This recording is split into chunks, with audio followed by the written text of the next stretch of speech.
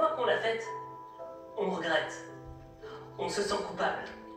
Parce qu'on sait que c'était pas bien. Mais quelques temps plus tard, une fois qu'on a bien oublié cette connerie, et qu'on se retrouve face à la même opportunité aussi bête, on va retomber dans le trou. Et on va recommencer la même chose. Alors qu'il y a quelques temps avant, on s'était dit « Non, plus jamais je referai ça de ma vie ». Et pourtant on le refait. On recommence indéfiniment. On n'arrive pas à s'arrêter. On a des addictions. L'alcool, la cigarette, les drogues. Autant d'addictions qui touchent chaque personne dans ce monde. Et le truc, c'est que on est conscient que c'est pas bien.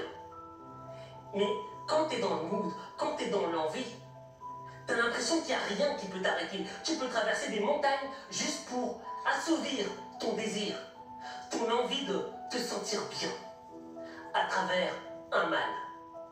Un mal qui te fera du bien sur le court terme, mais qui sur le long terme te fera beaucoup plus de mal que de bien. Et tu vois, c'est pour ça que je te dis que on n'est pas si différent de ce mouton qui paraît tellement con. Parce que nous aussi on est cons. Nous aussi on retombe constamment dans le même trou.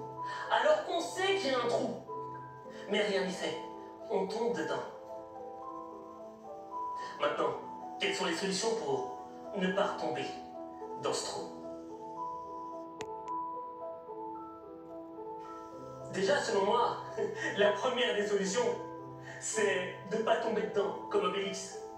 Moi, je n'oublierai jamais ce discours de Donald Trump sur son frère qui était un alcoolo. Et ce frère alcoolo de Donald Trump lui avait donné ce conseil. J'ai appris par moi-même.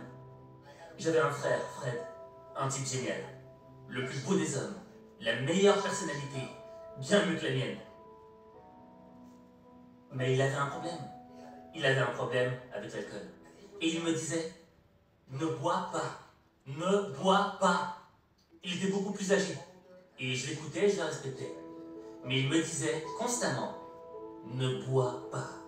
Il ajoutait aussi, ne fume pas.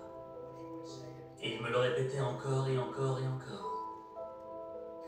Et jusqu'à ce jour, je n'ai jamais bu un verre. Et je n'en ai pas envie. Je n'ai aucun intérêt pour ça.